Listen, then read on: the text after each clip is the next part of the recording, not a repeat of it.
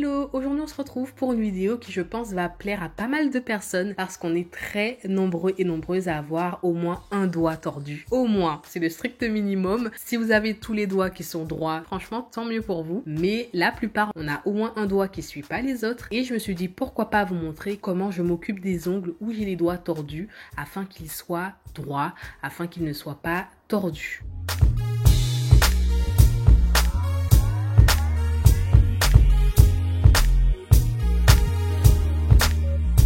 Donc, je commence à appliquer les capsules. Bien évidemment, vous faites votre préparation de l'ongle naturel avant. Et au moment d'appliquer les capsules, c'est une question qu'on me pose assez régulièrement. Est-ce que je colle la capsule de travers afin de donner l'illusion d'optique, afin de faire un ongle qui est droit? Ou est-ce que je colle normalement en suivant la plaque naturelle de mon ongle, en suivant la lignée, on va dire, de mon doigt? Je vous conseille de coller la capsule normalement. La capsule doit être collée parfaitement dans la même lignée que votre ongle naturel, que votre doigt. En tout cas, personnellement, c'est ainsi que je fonctionne. Je me vois mal coller une capsule de travers afin de donner cette illusion d'optique que la colle normalement. Le but est de suivre vos parallèles.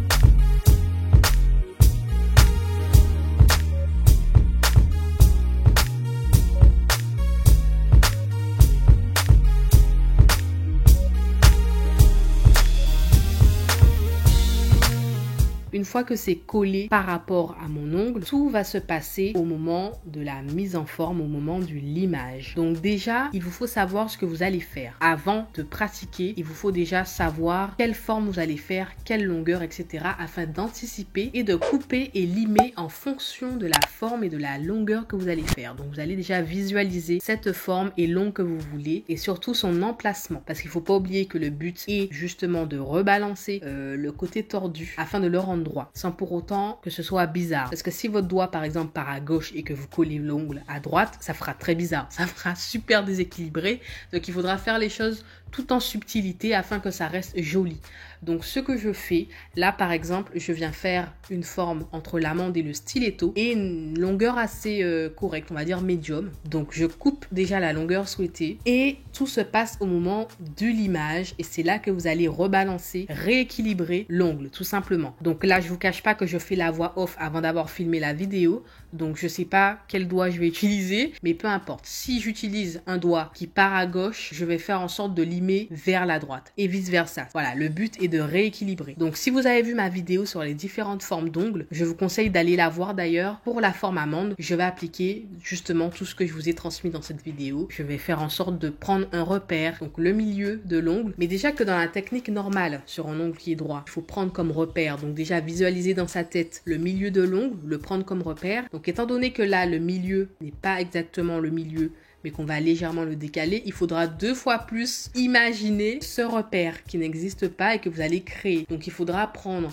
le milieu de la capsule, mais légèrement, par exemple, si votre doigt il part à gauche, vous allez légèrement décaler ce milieu vers la droite. Mais vraiment légèrement. De toute façon, visuellement, vous devriez voir à quel moment l'ongle sera équilibré, sera droit, ne sera pas tordu par rapport au doigt et sera nickel.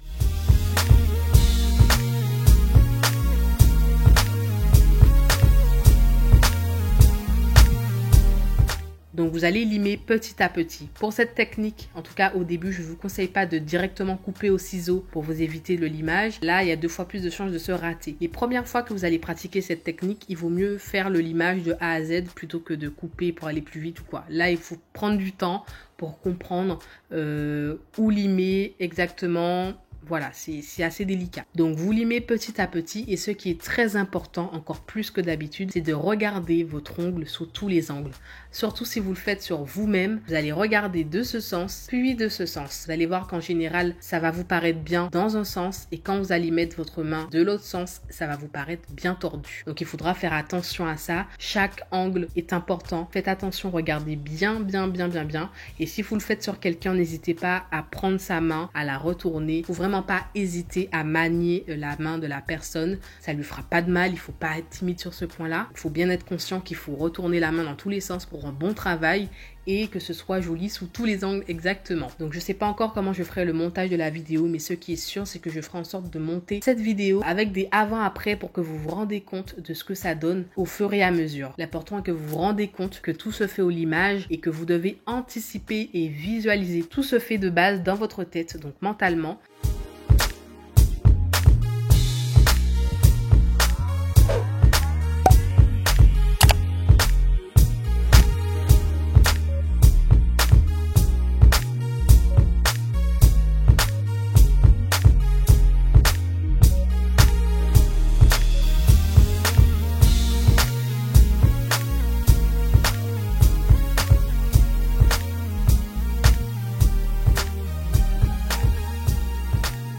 Et une fois que tout est ok visuellement, que vous avez réussi à imaginer votre repère, le milieu de l'ongle que vous allez créer, comment vous allez rebalancer l'ongle, et voilà, tout se joue au millimètre près, donc il faut être super concentré et bien analyser les choses. Donc c'est sûr qu'au début, on a du mal à avoir un œil critique, à vraiment voir tel détail, ce qui peut être compliqué pour vous de voir à quel moment il faudra limer par là, etc. etc. Quoi qu'il en soit, je vous conseille une formation pour comprendre les informations de base, les techniques de base, si vous n'avez pas de formation basique. Mais voilà, cette technique nécessite des bases, des notions, sinon vous allez être perdu, ça va vous sembler trop... ça va vraiment être compliqué. Donc n'hésitez pas à vous faire former. Les vidéos sont un plus, on va dire, mais il vous faut une formation de base, surtout quelqu'un qui vous encadre, quelqu'un qui vous rectifie, qui voit directement ce que vous faites, qui peut vous dire attention, voilà. Pour certaines techniques comme celle-là par exemple, je trouve qu'une formation, en tout cas, avoir quelqu'un physiquement qui regarde ce que vous faites et qui peut vous dire, vous montrer, c'est mieux à comprendre. En tout cas, les images sont mieux à comprendre que les paroles, même si je fais un maximum pour vous expliquer. Mais voilà, j'espère que cette vidéo vous aura aidé. En tout cas, comme vous l'avez vu, je me suis arrêtée juste à cette étape. Pourquoi? Parce que tout se fait à cette étape. Bien évidemment, par la suite, quand vous ferez votre modelage en gel, etc., à la mise en forme, vous n'aurez qu'à faire une mise en forme traditionnelle, une mise en forme normale. Votre ongle sera déjà limé, sera déjà rééquilibré, on va dire. Donc, vous aurez juste à continuer votre pose de façon classique. Vous n'aurez rien d'autre à faire. Tout a été fait à cette étape.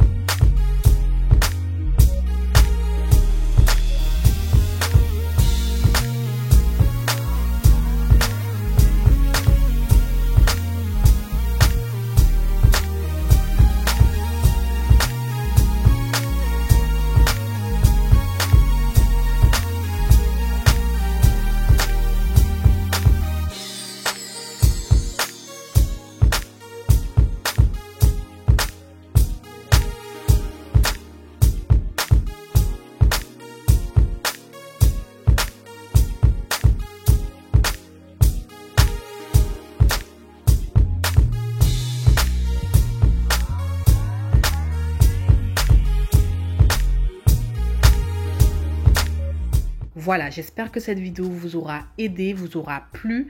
Je sais qu'elle peut être utile à énormément de personnes. N'hésitez pas à me dire en commentaire si cette vidéo vous a plu, si vous avez appliqué ce que je vous ai dit, que vous avez réussi, si vous connaissez déjà la technique, et à me mettre un petit like, ça fait toujours plaisir, et à vous abonner, pourquoi pas, pour me suivre en temps réel. Et je vous fais de gros bisous, on se dit à la prochaine vidéo. Bye bye.